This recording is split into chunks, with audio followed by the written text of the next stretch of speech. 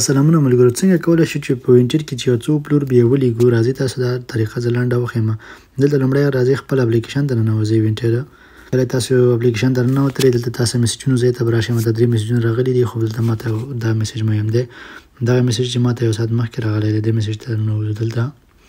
او دلته تاسو ګورئ چې دغه کتاب پلورل شوی دی چې دلته ماته اوس نوټیفیکیشن راغلی. تاسو کولی شئ دغه 6 ورځو پورې ولیږئ، تر 3 تاریخه پورې تاسو باید حتما ولیږئ. لکه نن اوس چې دی موږ 28 تاریخ دی، نو دې لپاره موږ به دلته په دې پاسنۍ باندې کلیک کوو.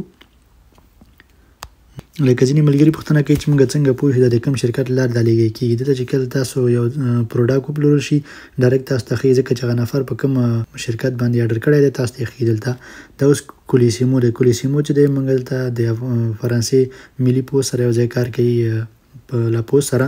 نو دلته تاسو نه پوښتنه کوي چې تاسو غواړئ د خپل پاکټ له کوم ځای نه ولیږئ. تاسو غواړئ چې دغه خپله کولیه چې دی یا مثلا کوم پروډکټ تاسو پلورلی دی، آیا تاسو غواړئ چې دا ستاسو کور ته راشي او که نه دا تاسو مثلا وړئ او دفتر ته ورته ورکوئ. د ګو د پاسر کې چې لیکلي دي دوپوی مبواتولت چې دی زما د کور له صندوق څخه، او دا بل ځای چې دی دوپوی بیغو دو پوسټ.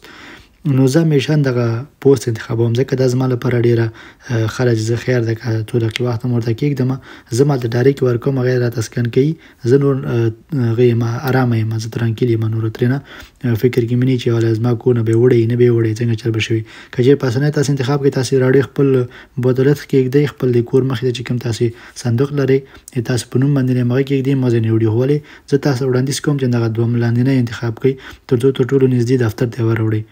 دلته موږ دغه انتخابوو او لاندې راځو د کنټینیو ویو، او دا ځای کې به تاسو ته خپل معلومات ښکاري، ستاسو ادرس به ښکاري. تاسو کولی شئ خپل ادرس تغییر هم کړئ، تبدیل هم کړئ، او شمېره هم درته ښکاري، او د بل نفر یوازې نوم ښکاري، هغه نور هېڅ شی اضافه نه ښکاري تاسو ته.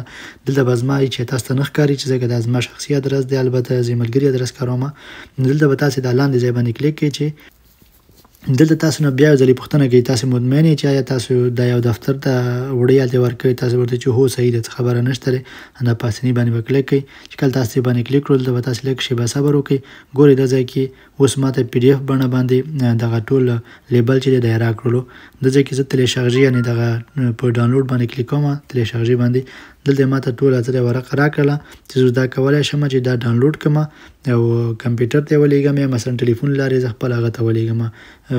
کوم سکینر چې لرم همغه سکین باندې کور کې چې راسره دی هغې باندې سکن کوم، څنګه سکن کېږي هم زه تاسو ته اوس ښیم.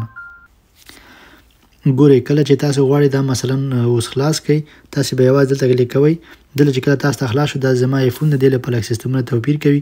دا کونج کې لاندې د ځای باندې کلیک کړئ، دا به تاسو دلته راخلاص کړي. دلته چې خلاص شول ته غوږسخې باندې کلیک، یعنې په لاندې په ډاونلوډ کولو باندې، ځکه چې ما تلیفون په فرانسوي کې دې لپاره.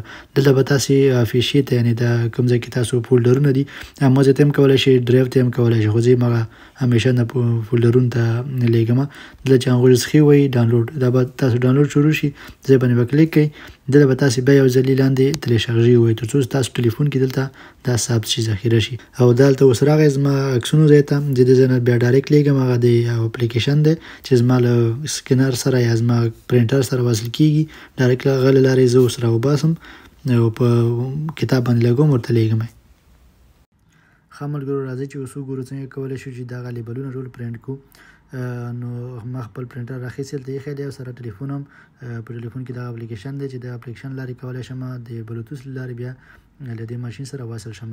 اوس زما ټلیفون له د بلوتوث لارې وصل شوی دی له ماشین سره، چې دغه علامه ښکاري دلته، او ټلیفون هم ښکاري چې د علامه شنه شوله ورسره. نو دلته به زه راځم په پی ډي اف باندې کلیک کوم تر څو لاړ شم کوم ځای کې چې زما پی ډي اف باندې ماته ادرسونه راکړي دي، لیبلونه دي، بیا لیبلونه زه دلته راخلم تر څو پرنټ یې کړو. دلته راځم خپله ګالري ته چې کوم ځای کې زما ټول ډاکومنټ دي، یعنې ټول زما اسناد دي، کوم چې پی ډي اف باندې ماته راځي ډاونلوډ شوي دي. دغه دوه چې کوم په سر کې دي دغه دواړه به زه اوس راخلم، ګورم چک کوم چې دغه دوه دي او که نه. په دې کونج باندې چې کلیک کړئ تاسو ته مختلف اپشنونه درکوي چې په هر اپشن باندې تاسو زړئ. زه په پی ډي اف باندې خلاصوم او ګورم چې همدا دی، هو صحیح دی، همدا دی، زه ستونزه نه لرم ورسره. نور راځو دلته همدا یو انتخابوو او دلته یې پرې کوو تر څو دغه کوم اندازه چې زه غواړم همدغه اندازه ماته کاپي کړي، ځکه چې ټول ماته نه په کار دلته ماته مختلف اپشنونه راکوي چې زه دغه دوهم انتخابوم، ځکه چې دا په دې حالت کې دغه پاڼه ښه کاپي کوي، ټول مکمل پاڼه کې سم صحیح راځي. دا ځای لومړی لیبل زما لپاره چاپ کړلو، دا ماده دی او زه به بیا ډېر بې احتیاط کوم، ځکه چې داسې نشي چې د یو کتاب لیبل په بل کتاب باندې ولګېږي. دې لپاره تاسې بیا ډېر فکر کوئ له ځان سره. اوس راځو دلته دا بل هم رااخلو، انتخابوي تر څو دوهم هم کاپي کړو. دلته مخکې دی چې وګورو چې کوم لیبل ما مخکې چاپ کړی دی او زه دوباره هغه چاپ نه کوم له ځان سره. زه بیا د یو ځلې یو کنټرول وکړم ورباندې، دې لپاره چې تېروتنه ونه شي. همدا یو دی صحیح. دلته مې چې کلیک کړو ډایرکټ راغی اپلیکیشن ته. څه دی دا هم دې خواته راکشوم. دا اضافه ورقه چې کومه دی دا لیکل هغه زه نه ورسره کاپي کوم، ځکه چې اړتیا نشته، یوازې مغه کیار کوډ دلته بسنه کوي ورباندې. نو که هغه بیا اړتیا اوسېږي زه کولی شم ځان سره په پی ډي اف بڼه ولرم ځینې وختونه. او داسې د دوهم هم چاپ شولو راته. نو دا چې بیا کوم کتاب دی، کوم لیبل دی، کوم کتاب لپاره دی، هغه به هم زه بیا وروسته یو ځلې وګورم چې غلط نشي، تېروتنه ونه شي. اوس دلته یو بل لیبل هم شته دی چې هغه زما ملګري را لېږلی دی، واټساپ کې راته راولېږلو، د هغه اپلیکیشن له لارې پلور شوی یو کتاب. نو همدې لپاره د ماته په پی ډي اف بڼه را لېږلی دی. زه راځم د ډاونلوډ کوم او دلته د ډاونلوډ لپاره زه یو ځلې خپل ټلیفون ته بیا د تلشارژي کوم تر څو ټلیفون کې ثبت شي یو ځلې. بیا چې کله ثبت شول ته راځم بیرته اپلیکیشن ته، له سر نه بل یو نوی ډاکومنټ اډ کوم. زه مطمئن یم چې همدا یو به یو ځلې بیا هم کنټرول کوم او همدا یو دی. نو دا کتاب له یو بل شرکت څخه اډر شوی دی همدې لپاره. نو دم چې کوم ځای اضافه زه دا نه غواړم، د لیکلي اضافت نه لرې کوم. دا ډول باندې چې کوم ماته پکار وي زه هغه انتخابوم. نو زه هڅه کوم چې دوه په دې برخه کې به صحیح راشي، که نه دا صحیح رانه وي، ځکه چې پوره پاڼه کې رانه وي. زه دوهم اپشن بیا انتخابوم، بل لیبل چاپوم ورته، دا صحیح راغی ځکه چې ټوله پاڼه کې راغی، واضح راځي. کوم دا کیار کوډ چې ورکوي یا کوم لاندې لیکل شوي چې ریاضي توري هغه باید سم وښکارېږي. ځینې وختونه که بیا سکان کار ونه کړي زه بیا مجبور یم چې لیکلې بڼه ورته ولیکم په کوم بوتلت باندې چې لیکم. همدې لپاره دوه دانې د فرانسوي ژبې کتابونه دي، یو د پښتو لپاره دی او یو چې د دري لپاره دی. نو دواړه به زه راواخلم، دلته به کنټرول یې کوم، وګورم چې کوم کتابونه د چا لپاره دي. هغه مې کېښو په پاکټ کې او ټول ورته سم صحیح پلاستر کوم، ځکه چې دا کاغذ دی، کاغذ کې بیا کتابونه خرابېږي، چلته لویږي یا ډېر کته پورته کېږي. نو دا ځای دا کتابونه آماده شول، ټول مې ورته پلاستر کړله، لیبلونه مې ورباندې وچسپوله او له دې نه بعد به دا راواخلو چې ایسو. ځکه ماته ځایونه معلوم دي چې کوم ځای ته یې سمه، دا ټول شرکتونه ماته معلوم دي. که چیرې به تاسو نه پوهېدئ چې تاسو چېرته یاست، تاسو راشئ خپل اپلیکیشن ته. کله چې اپلیکیشن ته ننوتئ د وینټل اپلیکیشن ته، هغه میسجونو ځای ته به لاړ شئ، کوم ځای کې چې تا ته میسجونه راغلي دي او کوم کتاب چې تا پلورلی دی، ما کتاب باندې په کلیک کې. اوس فکر وکړه دا یو دلته تا ته یو لینک درکړي، دغه لینک باندې په کلیک کې په اثر کې دلته به لږ صبر وکړي، ستا ادرس پیدا کوي، یا دلته کولی شي دغه زیړ ځای کې خپله ادرس ولیکي، کوډ پوسټال ولیکي، یا خالي کوډ پوسټال او د ښار نوم دې ولیکي. دغه ځای کې نور ډایرکټ ستا نږدې ځایونه درته پیدا کوي.